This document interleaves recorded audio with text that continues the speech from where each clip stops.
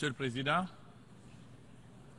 Monsieur le Vice-Secrétaire général, Excellences, Mesdames et Messieurs, il y a 15 ans, nous adoptions les objectifs du millénaire du développement. Ce vaste programme répondait à l'impératif d'éradication de la pauvreté dans le monde, qui appelait une synergie d'action nationale et de générosité internationale afin de favoriser l'accès équitable des populations aux services de base pour assurer leur bien-être. Certes, des progrès indéniables ont été enregistrés dans bien de domaines, permettant ainsi à plus d'1 milliard de personnes de sortir de l'extrême pauvreté. L'analphabétisme a perdu du terrain.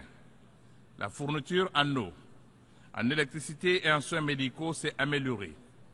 Le savoir technologique se démocratise de plus en plus. Au-delà de ces motifs de satisfaction, bien de défis jalonnent cependant le chemin de la prospérité pour tous. C'est pourquoi nous saluons l'adoption du nouveau programme de développement post-2015 qui intègre des dimensions économiques, sociales et environnementales du développement durable. À l'évidence, les objectifs assignés aux ODD sont plus ambitieux que ceux des OMD. Leur réalisation harmonieuse nécessitera une mobilisation de ressources adéquates.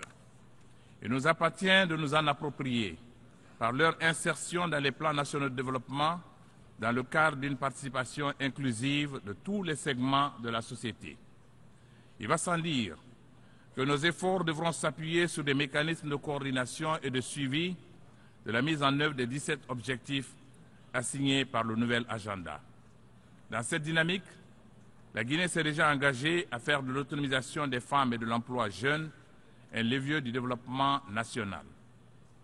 D'importantes sommes ont été mobilisées pour permettre aux femmes d'accéder au microcrédit et aux jeunes de bénéficier de formations et d'emplois décents générés par une croissance soutenue sur fond de développement des infrastructures, d'industrialisation et d'innovation.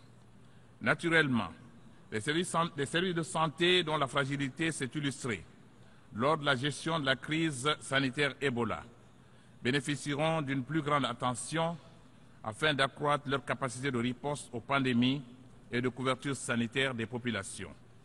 Monsieur le Président, Mesdames et Messieurs, le développement durable rime avec protection de l'environnement. Notre détermination à assurer la survie de notre planète est inébranlable.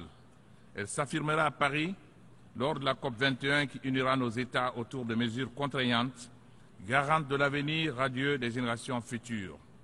La paix et la sécurité sont évidemment les maîtres mots de la matérialisation de nos ambitions. Elles seront d'autant plus pérennes qu'elles prospéreront dans un état de droit, nourricier de la bonne gouvernance politique et économique.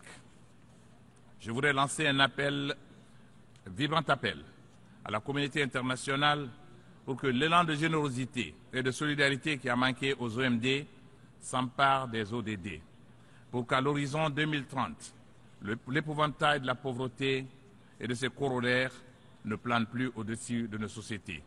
La voie est déjà balisée par le dévouement sans faille de notre secrétaire général, M. Ban Ki-moon, ainsi que par l'abnégation de nos coprésidents qui méritent notre sincère reconnaissance.